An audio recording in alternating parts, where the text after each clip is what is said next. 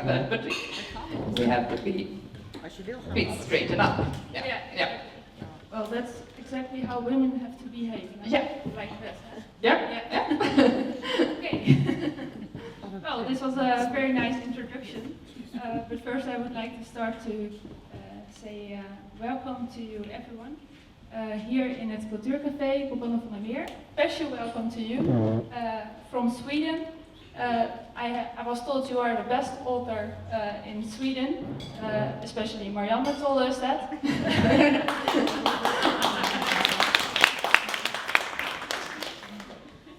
So we're really to have you here. Yeah.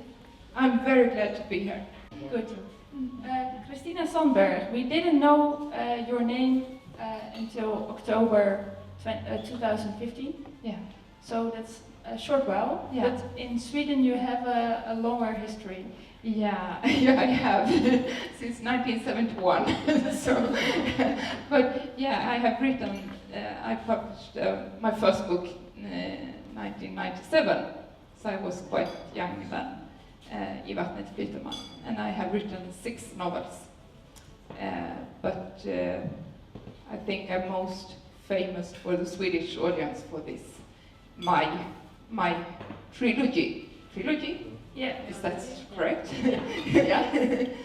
So, and Liv till varje pris got this August prize in Sweden 2014. But I think the readers found my earlier, and they liked her, and they wanted to know more about her. Yeah. So it's so I'm really glad that so many readers have taken my to their hearts, and that they talk to her and discuss with her and argue with her and so on, and remember their own mothers and grandmothers and start to think of their own lives. Yeah, exactly. Yeah. Maybe we have to explain it a little bit more, because of course. You just called it a trilogy. Yeah. But this is the third part. Yeah, it's the trilogy. Third part. So I think I have to start with the first part. I guess so, but I haven't read it yet, because my Swedish is not that good. No. And the third part is only the one Dutch published. Yeah, but the second part will come. Yeah, so that's really nice.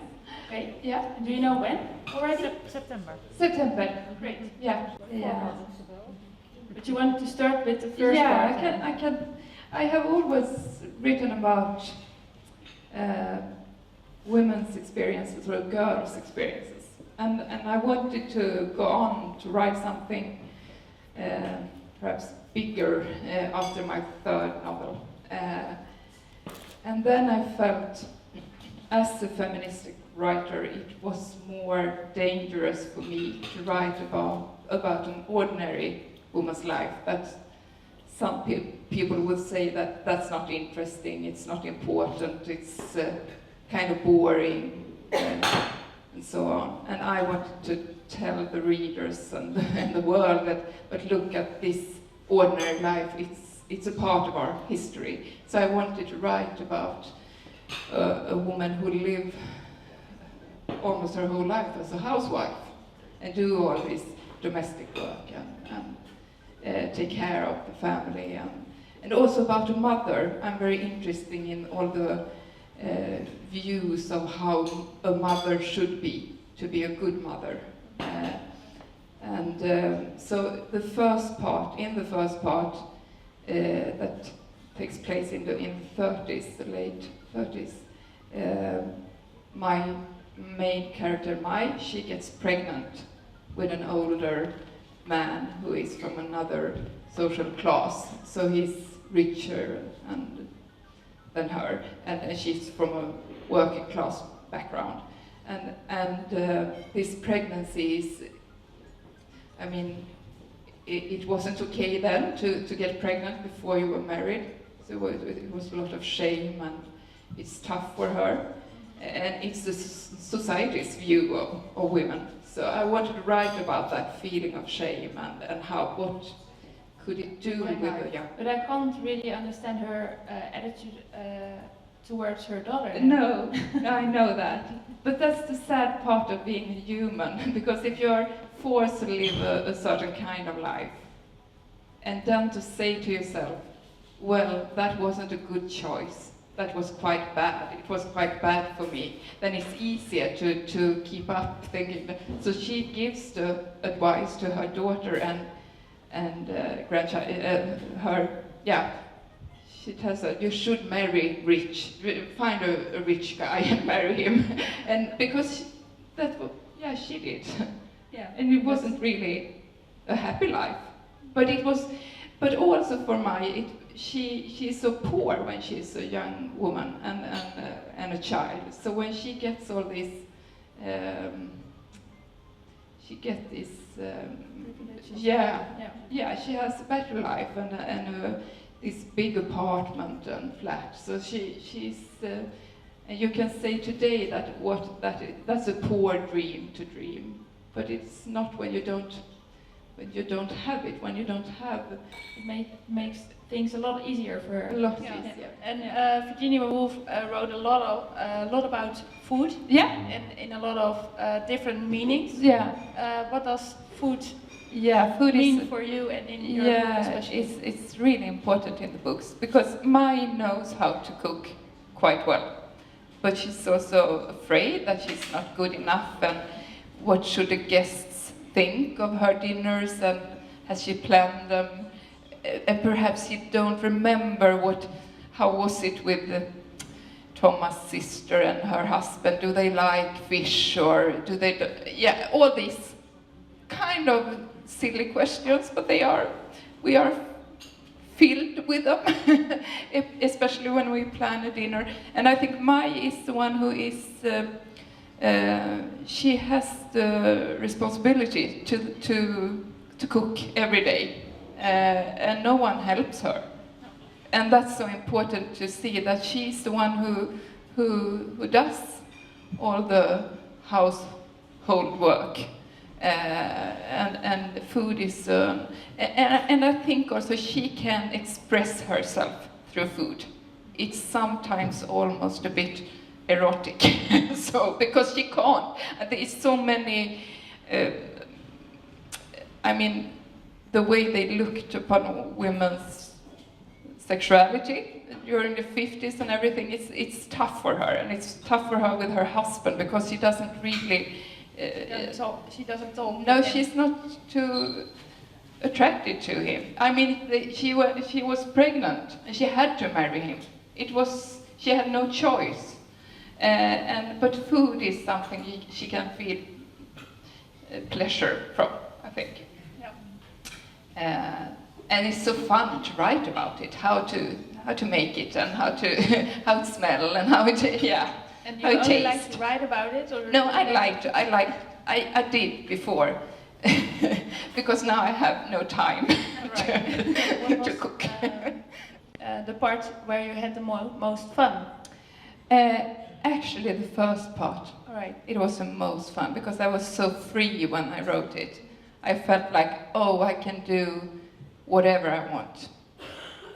And I can write about this pregnancy and just and all the cookies and all the food, and I had great fun. And it was a more happy time for my.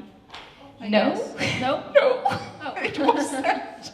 No, I know. I often get that question. Why isn't Mai happier? But no one has asked her that question. When are you happy? What do you want to do with your life?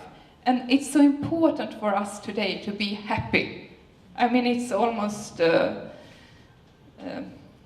you could get a punishment if you are not happy today, and we have to go to therapy and do mindfulness and yoga. We must be happy. And of course, it would be lovely if we could be happy, but I can understand why Mai isn't. That's not a question she put herself. She just wants to do a good job. I learned also that women are playing a very important part, not only in the families, but also when something is not going well in Yeah, family. yeah. It also has an influence on the community where Yeah. you are part in. Absolutely. Yeah, is that a message you want to? I want to say that, look, all the people, not only women, but everyone who takes responsibility for the caretaking in a society, they do a really important job. And they have often very low salaries, and they are not seen as important. But the society can't make without them. Yeah. So that's the message. Yeah, very important. And I think we should share. Everyone should be taken care of sometimes and should be taken care of. Right. Yeah.